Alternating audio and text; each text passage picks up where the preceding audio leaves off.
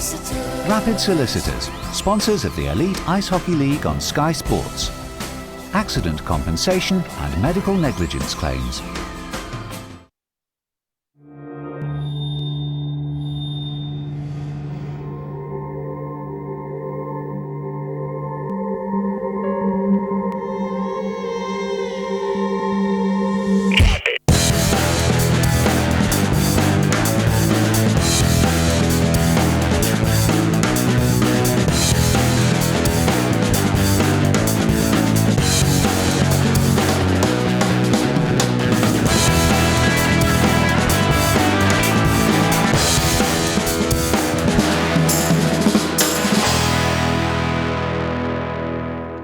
Hello and welcome to the Rapid Solicitors Elite Ice Hockey League highlight show here on Sky Sports. Have we got a show for you this week? Plenty of goals, plenty of hits, a couple of good scraps for you as well. You're going to enjoy tonight's show. Here's what we've got coming up.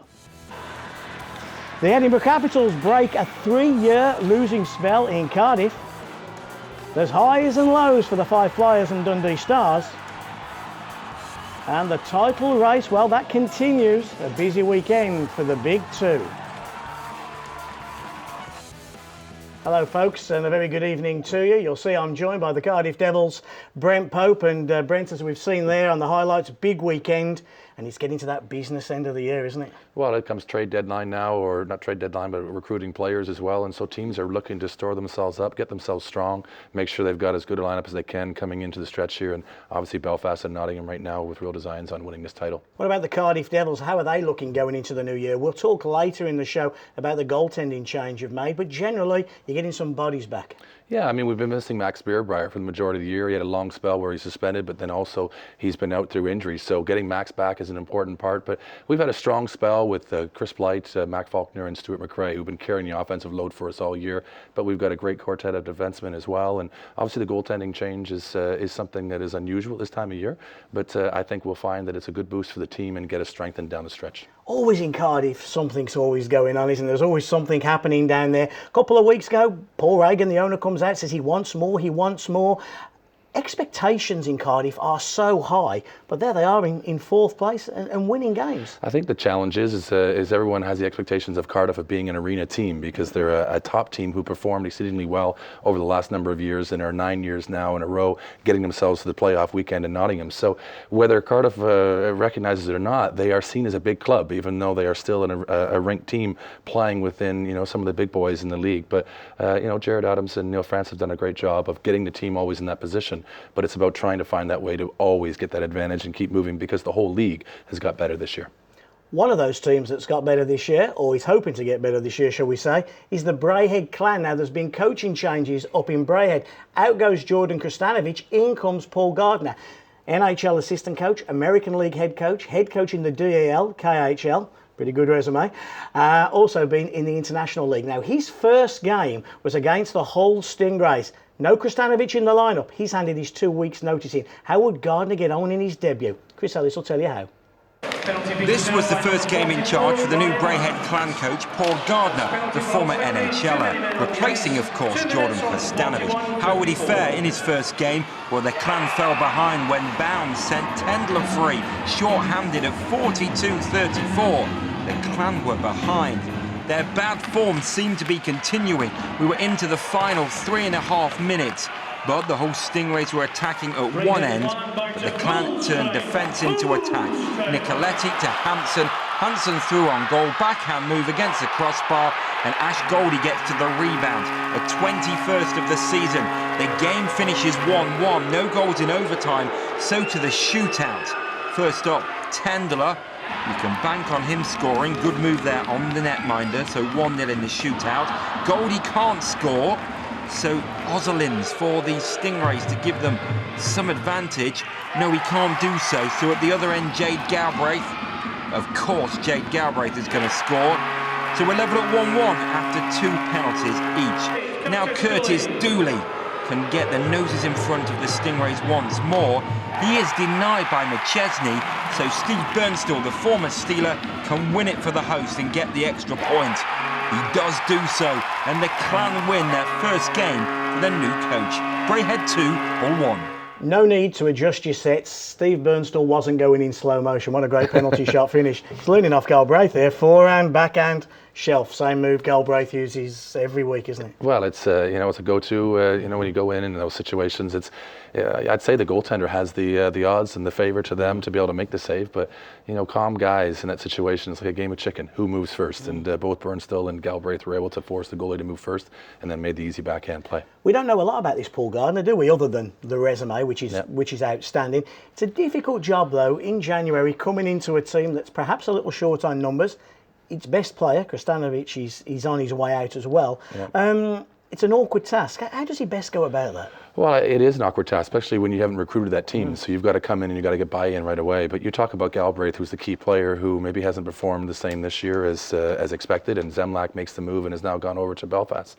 So, he's got to readdress and see and evaluate his talent, and probably get a read from other people around the league as well. But he'll learn awfully quick. He's an experienced man, and you just got to see what your strengths are and your weaknesses are, and then have that sit-down discussion about how best to go forward once you get to know your personnel. How do you get the best out of Jade Galbraith? Is it just basically making Jade's happy? Because I always think if Jade's smiling, he's unplayable. If he's not smiling and he's got the worries of the world on his shoulders, he might as well not be there. Well, he can make the difference and make players around him better, but he also has to have belief in that personnel around him. I think he's got to have belief in the game plan, and I'm not saying he hadn't had belief in the game plan, but for whatever reason, he's had a little bit of an intermittent season, and I know that he's gone back at Christmas time as well.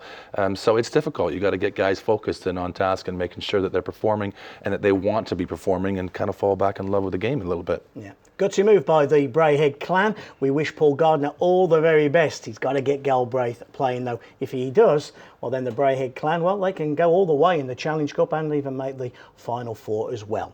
Let's stay in Scotland, and the first of a double header between the Fife Flyers and the Dundee Stars. Sunday was in Dundee, we'll see that later. Saturday night, well, it's rumbustious. It's Kirkcaldy. It's Fife versus Dundee. Chris Ellis.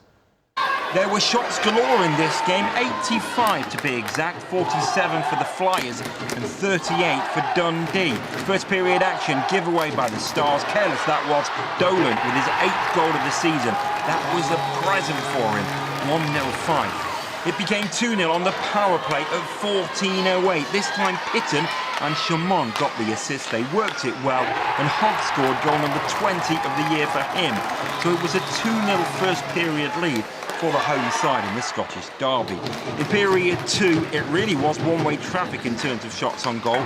20 for the Flyers, and they scored their 3rd goal. Dolan, his 2nd of the night, and the 9th of the season. 29-32, 3-0 Flyers. To period 3, and in the early stages, Pitton onto a rebound there at 43-48. That was 4-0 to Fife. And there was still time on netminder. Brian Pitton was on his way to a 38-shot shutout for Dutium to score, the player coach of 4th of the year. 5-5, Dundee 0. You got to love Kirkcaldy, haven't you? A great 5-0 victory for Todd Dutium's side against the Dundee Stars. We'll see later in the show how they got on Sunday.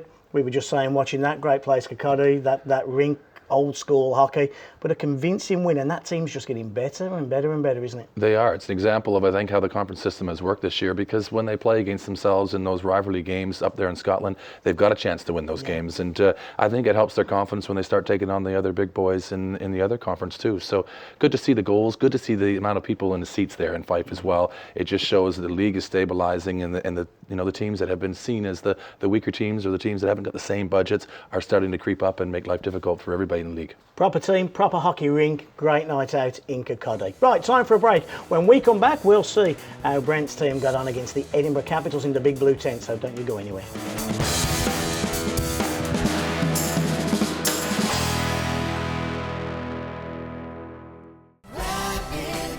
Sponsors of the Elite Ice Hockey League on Sky Sports. Sponsors of the Elite Ice Hockey League on Sky Sports.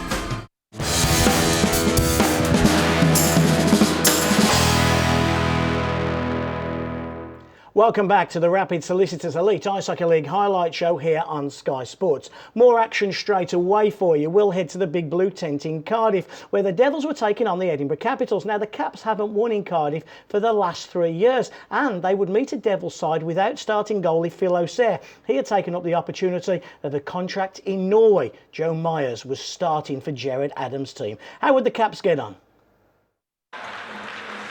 After the departure of Phil Azur in midweek, a chance for Joe Myers between the pipes for the Devils, and the home side went ahead. Faulkner right on the doorstep, a 31st goal of the season. 1-0 at 1 minute and 3 seconds. It became 2-0 at 7:17, a power play goal there for Mark Smith. Bebre and Faulkner with the helpers, and it was 2-0 to the home side in the early stages of the game. But Edinburgh came back 48 seconds later. Hartman and Leanweber were the men setting up this goal, and Yarrelin on the doorstep closing the gap to 2-1. If that was good for the visitors, it got better. 45 seconds gone in period 2. They got the dream start to that second session. Leanweber and Yarrelin combining, and Hartman cut inside from the right. It's a 2-2 hockey game, and the Cardiff Devils have thrown away a 2-goal lead. It got worse for them. Unable to get to the puck was Mark Smith, and breaking away was Zembergs, the assist to steal. 24:51 gone. It's 3-2. And then sloppy once more from the Devils. Uncharacteristically for them, it's given away again, and Dobrin, short-handed, he scores 4-2 to the visitors, and they are in dreamland. They hadn't won in Wales for 3 years. Were they on their way to victory? Well, one thing you can guarantee is the Cardiff Devils will fight, and fight they did. 34:04, Faulkner, a 32nd goal of the season, a second of the game. And the period wasn't over. In fact, it was just 50 seconds later. McRae, a 22nd of the year. The game is tied at 4-4. No goals in period 3, and we went to overtime in this one. Again, the Devils give the puck away. They're coming forward, and it just goes to Yarrelin. Yarrelin is pulled back, and the referee, Dean Smith, gives a penalty shot. So Yarrelin has a chance to win it for the Caps on the road in Wales. He scores in overtime, and the final score, Cardiff 4, Edinburgh Capitals 5.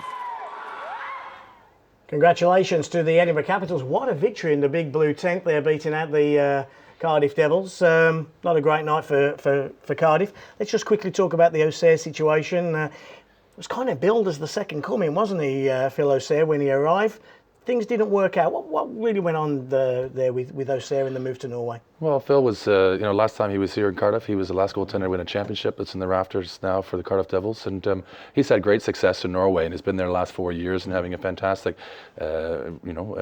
career. And I think the opportunity to come back, he got married to his wife from Wales, and it worked out well, but probably maybe expecting a little bit more. But I think Phil's got the opportunity to go back to Norway, and it's fortunate for him. He's able to retool and maybe refire things for himself and get back on track. Whiteley's come in, who was at Dundee last year for you. We'll talk about that later. There was a lot of rumour around Stevie Law. Was there anything ever in that? I think there's always a possibility. Stevie's a Cardiff boy, and I think that people expect that that's the go-to, especially as a British goaltender. Gives you options potentially with another import out. But it's business, isn't it? And it comes down to business and decisions, and Jared Adams and Neil Francis making those decisions as to who they want in. And Whiteley is in, and we look forward to having him. Always pressure on the backup who plays 1-2 games a year, young Myers. Let's see how he got on here, because he got shellacked a little bit, didn't he, by some of these Edinburgh Capitals forwards. They pick their spots nicely. They do, and I mean, we score first, but Edinburgh are a team that's it's capable of scoring goals, and they have been for the last few years. And Short-hander here. Great play here as a short-hander from Zemberg, and he just goes up, and that's off the crossbar, and just a well-executed shot. And as well, here's good play, and it's just a finish there that's once Joey is committed. This is Yarrelin in the extra time, and he goes off the post and in too. And Joey had an opportunity against Sheffield with a good shootout victory. But there you've got two guys, and they've got a number of scorers who are executing and clinical on the day. Important 2 points then for the Edinburgh Capitals. They close the gap on those teams above them. Remember that Edinburgh and Hull situation, fighting for the 8th and final playoff spot. Let's head up to the Motorpoint Arena in Sheffield. 2 home games for the Steelers at the weekend. Sunday, we'll see it later, the game against the Panthers. But before Nottingham, Ryan Finnity's side had to get through the Coventry Blaze. Let's see how they got on with Chris Ellis.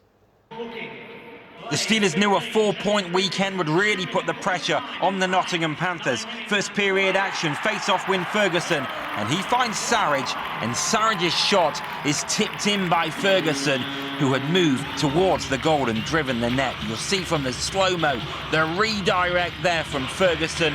It deceives the netminder. Peter Hirsch is beaten 1-0 to Sheffield. But only 15 seconds later, a right scramble in front of the net, and Brad Leib gets the final touch, and the Coventry Blades are level. They're celebrating. The replay shows all those deflections. It slides through the 5-hole. Game on at 1-1. In period 2, the Sheffield Steelers began to get the better of things, and they scored their second goal. Clever play from Michel. Early on, 22-45, he put the Steelers into a 2-1 advantage.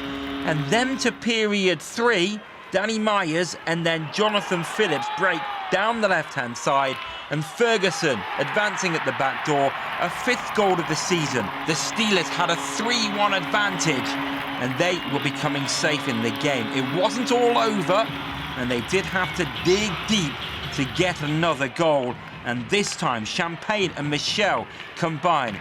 Speedy Jeff Le Gui and a terrific finish. Beats the netminder, all ends up. Nothing that Peter Hirsch could do. He's out of position and it's slipped under by Jeff Le Gui. 4-1 hockey game, and that was a Sheffield Steelers safe. Then things got feisty in front of the net. Began to boil over here, and we're going to see a couple of fights. Here's the first one, Ben Olsen going with Limprite. Really one-sided this one, and not much that Limprite could do about it, really. And then Drew Fatter gets involved. Just wait and see, the two of them, they then pair off. And this is more of a heavyweight fight, the two of them, Olsen and Fatter. Just wait a moment before going, then the punches start to go. No one really throwing punches early on, but the two of them do begin to connect, both throwing with their rights, both giving it a good old go. Goes on for some time as well. Over the top and under from Olsen. Fatter trying to get himself free. Olsen getting more punches in at this stage, and Fatter does manage to get some in, comes over with some right. It continues to go on to the entertainment of the crowd. Olsen just getting some little jabs in there, and you can see that this one is slowly petering out.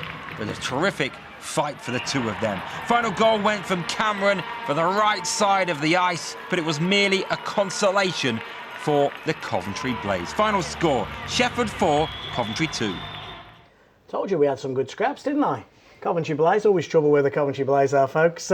Important, Sheffield just kept the back pressure on Belfast and Nottingham with that victory there. Well, it's important for Sheffield. I mean, Sheffield's a big budget team that's expected to do well, and pressure on them to perform. Good to see the energy between both those teams there. It's impressive seeing Fadoff get in there against Olsen. Olsen's had a great impact a year for him, but Sheffield are hanging in there tough, and it depends. In Nottingham and Belfast, if they have a little bit of a trip up, Sheffield have to be right in position to be able to maybe move into pole position if that chance presents itself. They get off to the best possible start. We'll see some of the highlights here. I know Ferguson wins a face-off and tips home, and we'll see that action.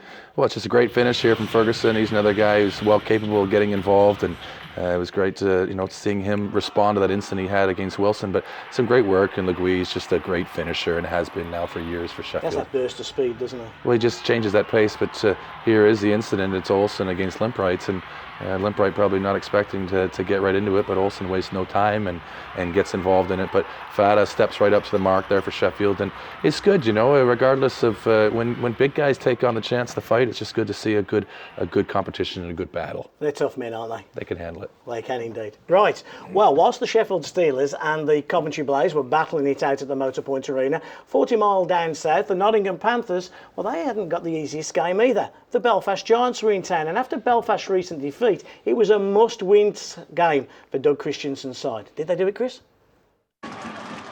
A mammoth weekend for Nottingham, Belfast and Sheffield began at the NIC. A crowd of nearly 6,000 for Panthers against the Giants, and former Belfast man Brandon Benedict started this move and got first to the rebound, an 8th of the season. Nottingham ahead after only 24 seconds. The crowd were jumping, but then they were stunned. First of all, Peacock with this one, it loops over Kowalski, and 11th of the season for the GB International. So the game was tied at 1-1, and then Nottingham attacking at one end, but the play breaks down, and Keith and Lloyd get the assist here. It's Keith's shot saved by Kowalski, and the rebound swept in by Phillips for a fourth of the season, and the one-goal deficit is wiped out by the Giants. Then a terrific move involving Shields and Rycroft set up Stewart at the back door, 3-1. That was just a minute after becoming 2-1. Then Nottingham got feisty. Lepine took exception to some things that Stewart was doing, and he went to get this fight going. 5 each for fighting. Andy Carson giving the instigator penalty for Guy Lepine, so 12 extra minutes for him. It proved costly. 5-on-3 for the Belfast Giants. So much room on the National Ice Centre ice, and it was no surprise when goal number 4 arrived for the Giants. Attempt of the season for Sandrock, and Nottingham had a mountain to climb. But they got their own 5-on-3 in period 2. Clever play from Ling, and Fox set up Weaver. And then just before the midway point, Clark and Francis get the assist here as Kelsey Wilson jumps onto a loose puck. It was a one-goal game, and the NIC was buzzing once more. The next goal would prove crucial, and it went the way of the Belfast Giants. Sandrock and Colbert with the assist. Right on the doorstep, Adam Keefe, a 7th goal of the season. That made it a 2-goal game. Nottingham pulled netminder Craig Kowalski late on. They did pull one back through Fox, but that was with 7 seconds to go, and it was too late. Nottingham 4, Belfast 5.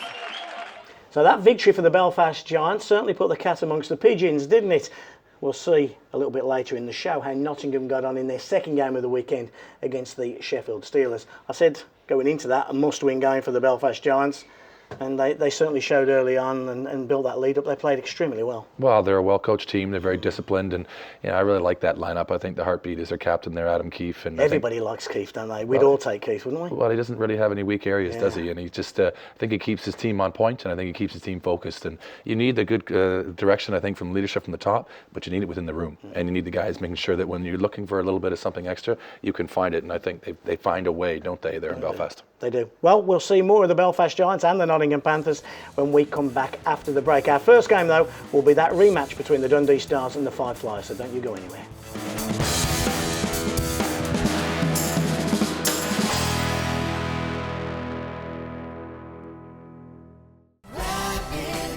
Sponsors of the Elite Ice Hockey League on Sky Sports. Sponsors of the Elite Ice Hockey League on Sky Sports.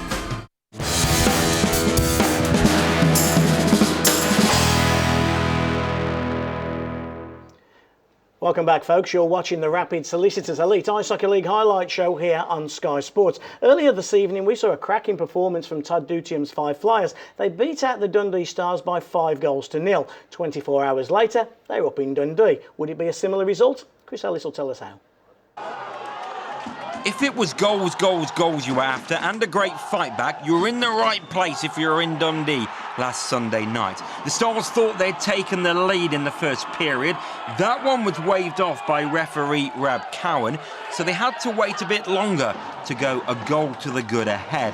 Baxter and Ryanen getting the assists on this power play. On the rebound there, right in front of the net, Bagron, a 12th goal of the season, and the Dundee Ice Arena was jumping for joy. But the Stars came back just over a minute later. Gunn and Wands combining, a good skate from McAlpine, a 5th of the year for him, to see the game level at 1-1. Then a giveaway saw Dundee go back in front. On the doorstep, AJ McLean, a 12th goal of the season. The Stars then took advantage of some sloppy fight play. It became 3-1, good 1-2, saw Baxter score an 8th goal of the season, 53 seconds into period 2, short-handed as well. The Dundee special teams were doing the job. This next goal came on the power play. Bagron and Ryanen getting the assist for the 4th goal, and it was Krantz's 4th goal of the season. So 4-1, very much going the home side's way. But on the power play, Coming towards the end of the second period, a great skate from Keller. He set up Hogg. Goal number 21 of the year for him, 4-2. And certainly the Flyers thought they could get back into the game. But the Dundee Stars were very strong in the next part of the game. This coming at 10:26. Puck is loose in front of the net. Netminder was out of position for a moment, and Bagran gets goal number 13. 50-26. It has to be game over, doesn't it? At 5-2. But the Flyers, who had won 5-0 against the Stars on Saturday, they came back into the game. First of all, 51-03, Hogg, a second of the game. That was 5-3. Were the nerves in the Dundee camp? Well, they didn't show at first, but then the rebound came in. Wilson scoring, 55-01. It's a one-goal game. Joy for the Flyers and heartache for the Stars, because it became 5-5. Is that one over the line? Cowan says yes. Caravue scores a third of the season, and it's 5-5. And the Dundee Stars have thrown away that lead, and we're going to go to overtime. Lots of talk about that goal, but it was given. I said heartbreak for the Stars when it turned to glee on the power play. Clever pass from Baxter, and the game-winning goal, Wirrell's 20th of the season. Final score, Dundee 6, 5 Flyers 5.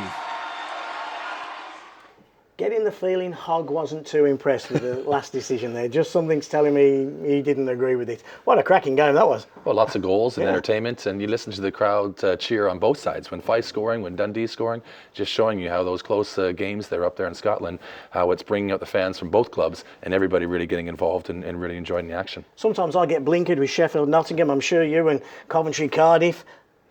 Fife Dundee's about as big a game as you get up in Scotland, and a lot of travelling supporters. We were just commenting on, just listening to the highlights there. Well, I mean, we were watching a Dundee-Nottingham game last year, and we thought that would be a big game. But as you mentioned, it's the rivalry. It's the local games up there, and you know, Scottish fans like good, proper hockey, and they not necessarily always like the scrapping and fighting, but liked a lot of goals, a lot of action, and they certainly like a lot of passion from their home team. They got a great game here with a fantastic 5 Flyers comeback. Let's take a look at it now in the third period. 5-2, it looked dead and buried and all over. Well, it's just a pinball wizard there. It's just a play in front, and it works to the favour of Fife. But some good movement here, an odd man rush. They create the room and a shot, but it's just sitting there, and it just tucked in nicely. And it's just that clever little work goal that Fife is able to manage to find. And here's a shot that just a little bit of controversy as to whether or not it gets across the line, but I think it just does. And you see the reaction from the players. It just put a little bit of salt in the wound. But this is the final goal here from Dundee. Well worked down the side, and Wirrell is just in a great position. He's right there in the top Elite League scorers, and he scores a huge goal for his club. I see a power play there. I keep seeing power plays in overtime. That used to be like in the good old days. You'd never get a power play in overtime, would you? But now there seems to be more and more of them. Well, it seems to be that. Well, it's one of those talking points, isn't it? We say, swallow the whistle in extra time because we want to see the players decide it. But sometimes it's that bold ref to make that call, and you'd prefer him not to. But in that instance, obviously, he did. Okay. You want goals? We'll give you goals. Tons of them. 14 of them, in fact, from Edinburgh. Murrayfield Ice Rink, where the Hull Stingrays were going up to play. The bottom two clubs, they both desperately needed the 2 points. They got to get into that 8th position. The winner of this game would stand the best chance of doing so. Let's see how the dice rolled. There were certainly plenty of goals last Sunday in the Elite League, and 14 of them came at Murrayfield. The first one of the night after 81 seconds. A rebound for Single to score his 13th goal of the campaign, so the Caps were ahead in their own barn. It was a great first period for the home side. In fact, a great opening period to the game. 2:15 gone, and Lean-Webber gets a 12th goal of the season for him. He's currently on a 14-point successive scoring streak since the 28th of November. A great run, and the Caps really have improved since he's joined them. McIntyre there with his first of the season for the Caps. That makes it 3-0, not even at the 8-minute mark.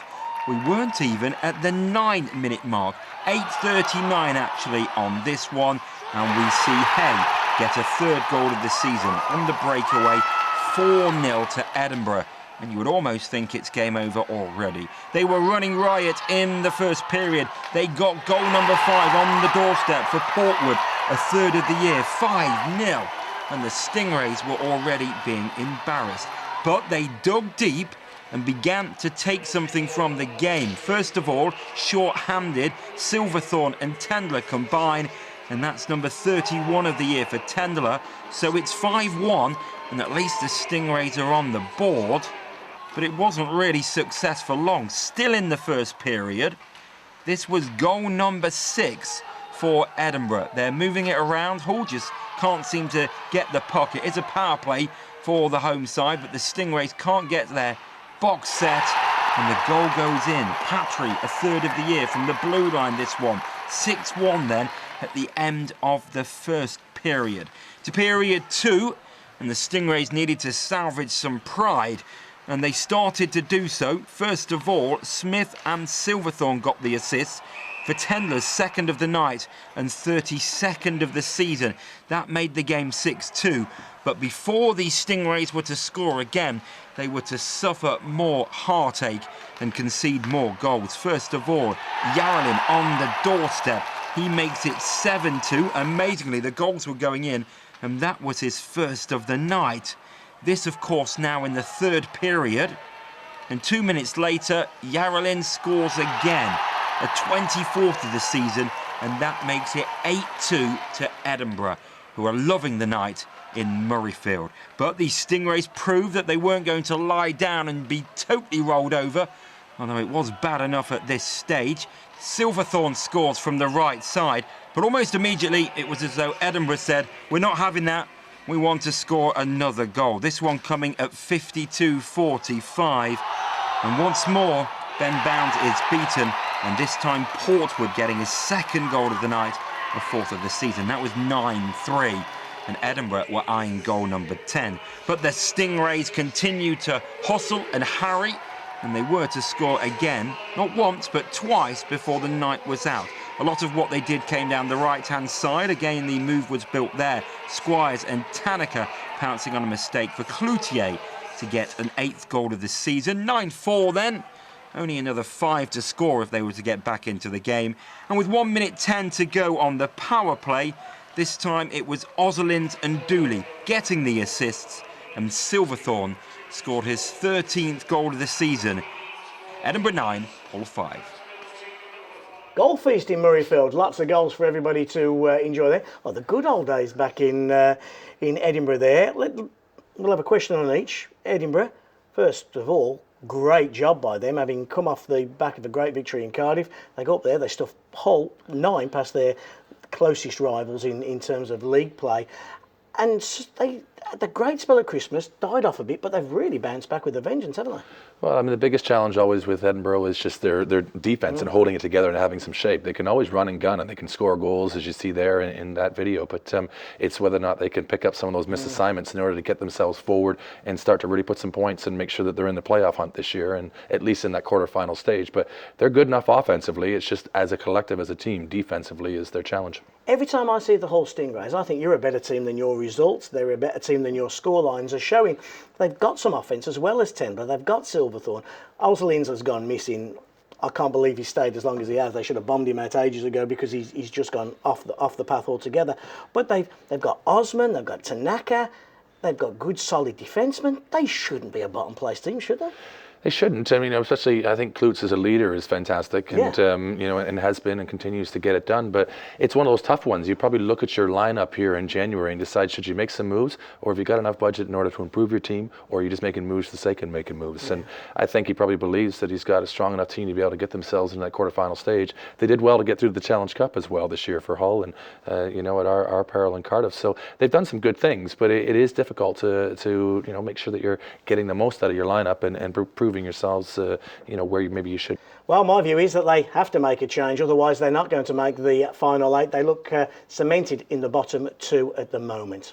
Let's talk about the top of the table. The Belfast Giants on Saturday had that fantastic performance against the Nottingham Panthers. They then moved on Sunday to the Sky Dome Arena in Coventry. Controversial one, this? Take a look. Chris Ellis will talk you through it. After the Giants won in Nottingham the previous night, they knew a win in the Sky Dome would really keep the pressure on the Panthers. Giveaway in the Coventry defence saw Stewart break away and score. First goal of the night, a 13th of the season for him, and 25 minutes and 12 seconds gone.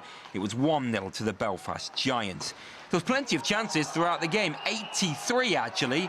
There wasn't goals. But there was some feistiness, both sets of players getting involved after a hit on the boards. You can see it's push and shove and punches thrown with the gloves on. Players trying to get involved and make their feelings known. That one was broken up by the officials on the ice. Still push and shove, still punches being thrown with gloves on, but no drop gloves. Now, a talking point in the game. Was this a goal for the Coventry Blaze, or was it not? You'll see Mike Bayrak shoots here now. Michael Hicks says no goal. Goal light goes on. There's been plenty of talk about this one during the week, but what I will say is the referee was in a perfect place to make that call. So no goal, and the final stages will be coming now in the game. And Adam Keefe takes advantage of a slip in the defence and scores into an empty net. Final score, Coventry 0, Belfast 2. Well, what a 2 points that is then for the Belfast Giants. They secured it with the empty net. Looked like a real nip and tuck game, that. Well, they're both two tough teams and teams that are looking to challenge, right at the top of the table. And Belfast still has designs on winning this Elite League title, and they're only a couple points out. They're grinding them out, aren't they, when they need to, Belfast? And that's what I'm saying. You see Keefe there finish with the empty netter, a little bit of a skirmish, some physical activity going on, Lloyd getting involved, and under the skin there of Wegener. And they're just a very strong team within and just find a way to get those results. But they've just got enough resolve to be able to bend, but not break. Very briefly, goal or no goal, the Coventry Blaze? I think it was no goal from the footage we saw. The way it came out, I think it looked initially like it was just gone inside the post, but the angle suggests it maybe came off the post and out. OK, time for a break. When we come back, we'll head back up to the Motorpoint Arena. Steeler Panther time. You don't want to miss that now, do you?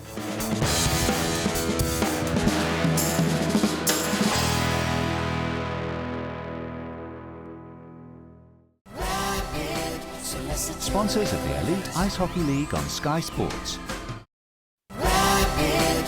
Sponsors of the Elite Ice Hockey League on Sky Sports.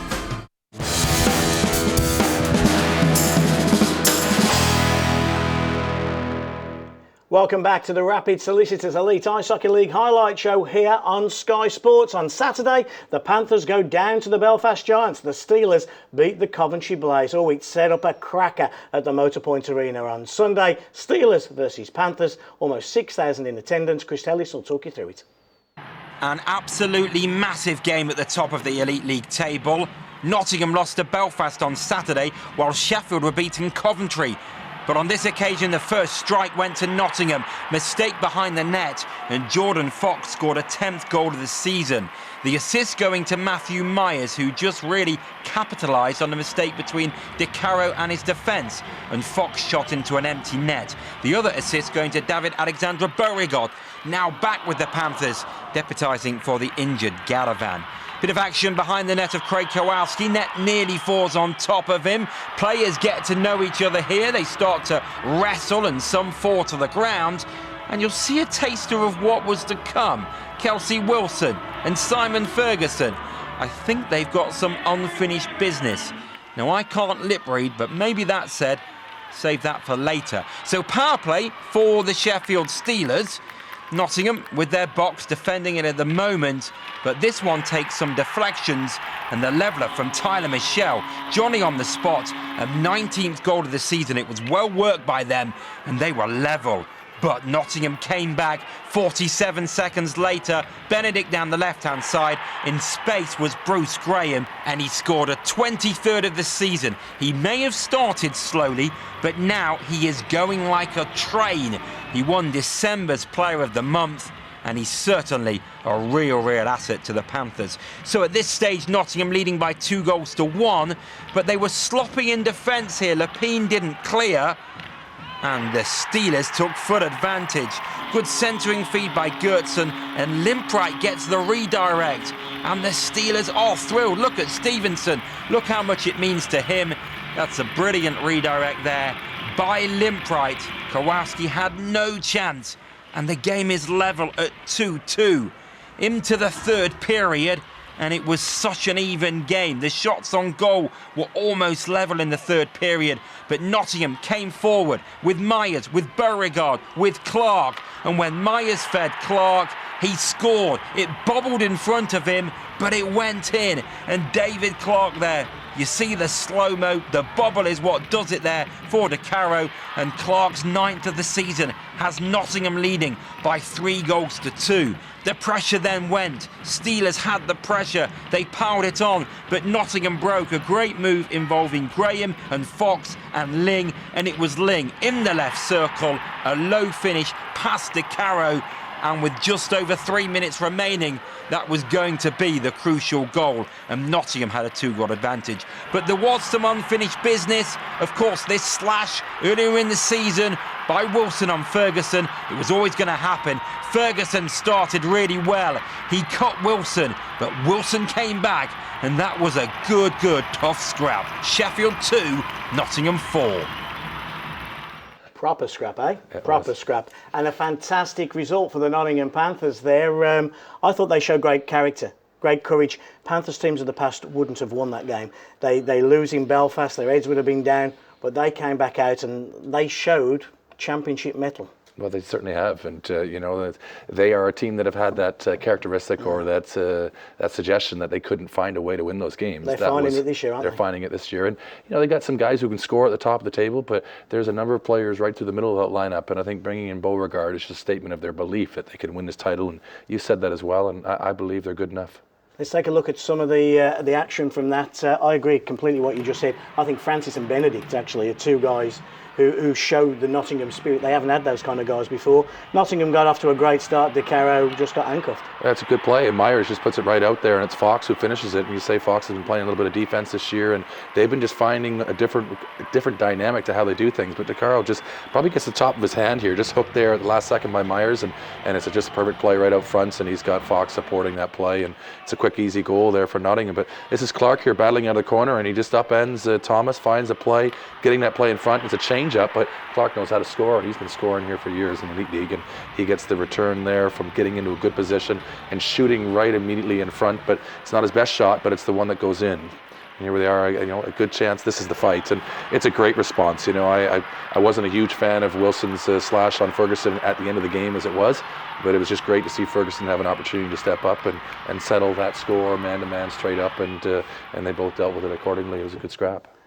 Is it a 2-horse race or is it a 3-horse race?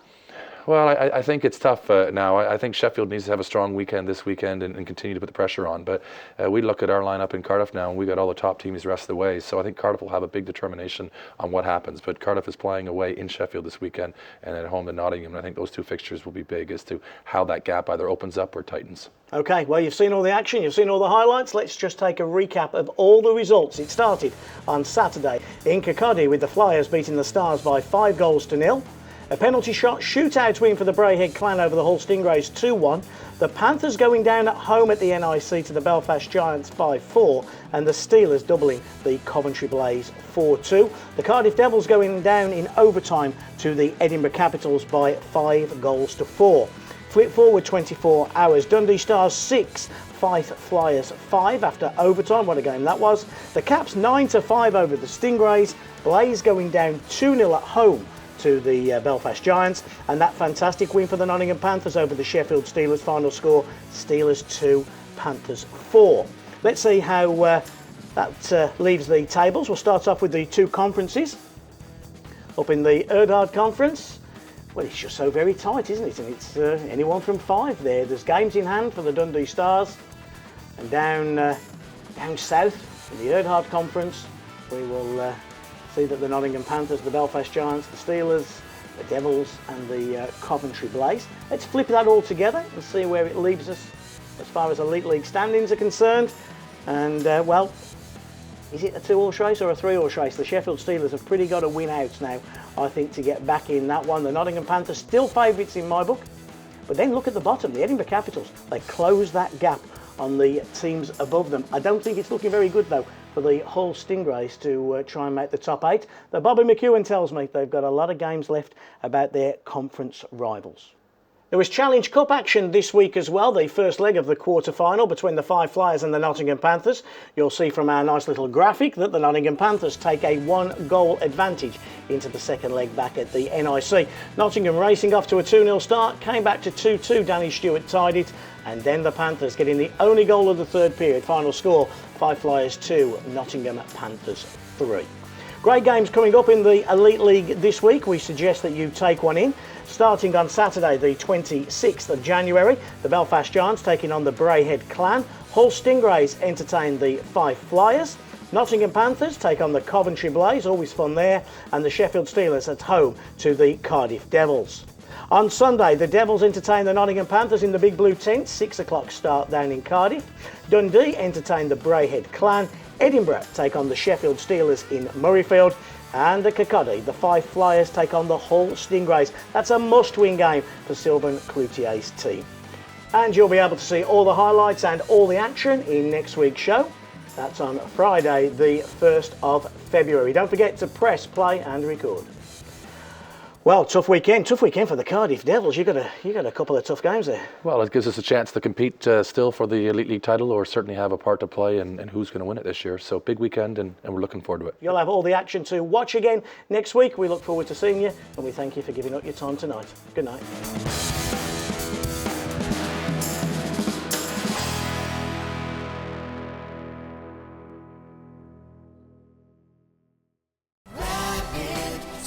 Sponsors of the Elite Ice Hockey League on Sky Sports.